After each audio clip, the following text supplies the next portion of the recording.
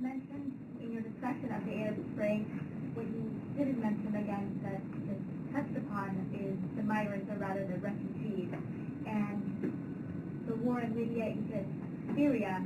But and you said when you discussed Egypt that there is no common EU policy, foreign policy. However, there is a common EU policy, and that's Frontex. And that began in 2004 when you were president of the European Commission, and that has since intensified.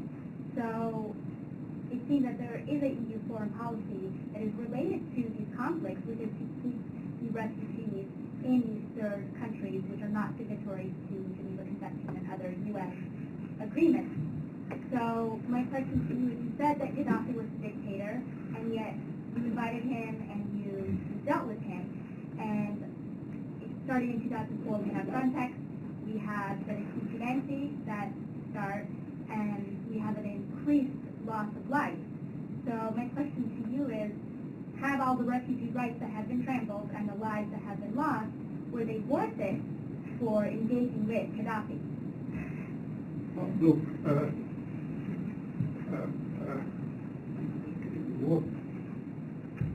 what I was doing with Gheddafi, on that step by step, giving money also, pretending not to listen because you have to be also patient.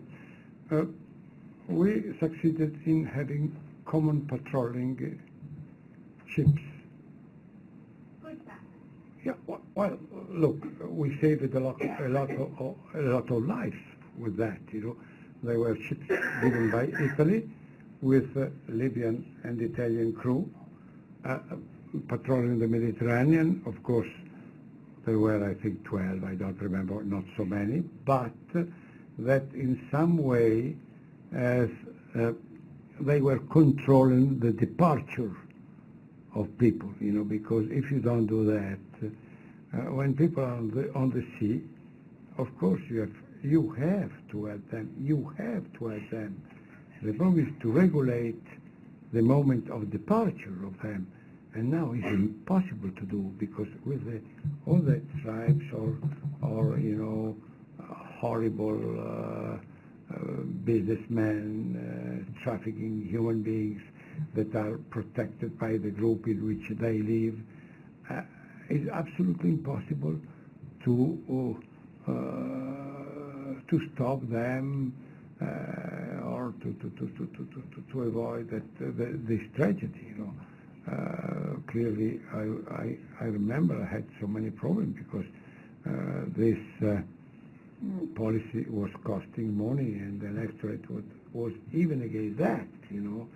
But I think that this is the only way of trying to diminish the tragedies.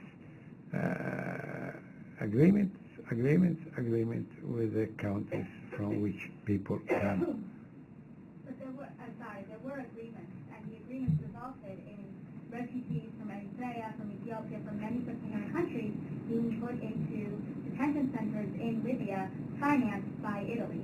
And those reports were done while you were European president. So that was happening.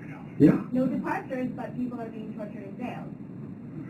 Well, the agreement was to try to have, let's say, a human treatment of them, to help them to go back to the country and to regulate this in the place of origin, But this is not a problem, an aspect of today, because today, well, I am not in charge, but honestly, I don't think that my successor have any possibility of dealing with anybody, because there is no authority with whom to deal.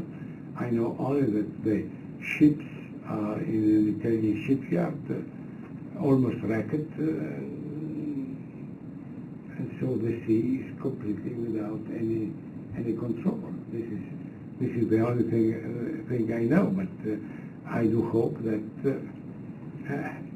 some sort of agreement can be done later. But there is another point, that the concept of refugees is completely different from country to country, and, to be honest, is even different in the same country from moment to moment. Sweden was much more open to the refugees a few years ago than now, because when public opinion starts to push on that, you have the change in the same government. I mentioned before the French Minister of Interior. He is changing the policy of the Socialist Party in France on the basic issues of immigration.